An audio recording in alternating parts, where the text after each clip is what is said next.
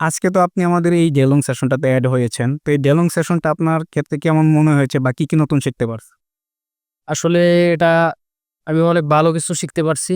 যে বিজনেসের যে বিষয়টা, বিজনেস করতে গেলে লাভ লস এটা অবশ্যই হয়। লাভ লস আছে বলে এটা হালাল। বিজনেস কিভাবে রান করতে হয়, একটা কনটেন্ট তৈরি করার জন্য মানে নিজে তৈরি করতে পারলে এটা বেস্ট হয়। আবার পার্সোনাল ব্র্যান্ডিং এর জন্য দেখা গেছে সবচেয়ে বেশি ভূমিকা পালন করে। এখন আপনার বিজনেস, আপনি সেই বিজনেসটাতে অ্যাজ এ মডেল হিসেবে যদি কাজ করেন, আপনার বিজনেস যেভাবে আগাবে, আপনার কিন্তু নিজের পার্সোনাল ব্র্যান্ডিংটা ওইভাবেই গ্রো আপ করবে।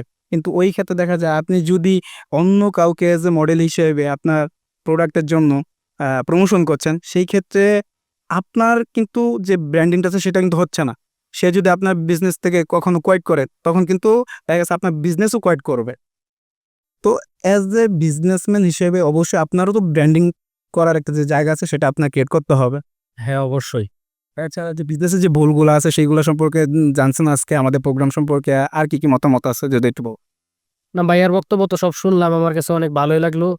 আমি একটা সময় ছিল মানে বিজনেস নিয়ে আমার ভুল ধারণা ছিল যে এইখানে নামবো কি না, নামলে হয়তো লস হতে পারে। তো এই জায়গায় এসে জানতে পারলাম যে লাভ লস উভয় আছে।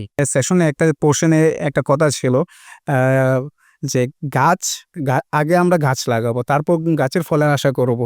এটাই কিন্তু আসলে বিজনেসে কিন্তু সেম। কারণ আপনি গাছ না লাগায় যদি আপনি বলেন যে আপনি ফল চাচ্ছেন, তাহলে কিন্তু এটা সঠিক কথা না বা সঠিক লজিক্যালও কথা না। তো আমরা আসলে গাছের যেমন পরিচর্যা করে একটা ফলের লাভ করি, তেমন বিজনেসেরও আমরা অবশ্যই ওইরকমভাবে পরিচর্যা করতে বিজনেস সম্পর্কে জানতে হবে। দেন ওই অনুযায়ী স্টেপগুলা নিলে মনে হয় আপনার জন্য বা আপনাদের জন্য অবশ্যই ভালো হবে আরকি, লাভবান হবে।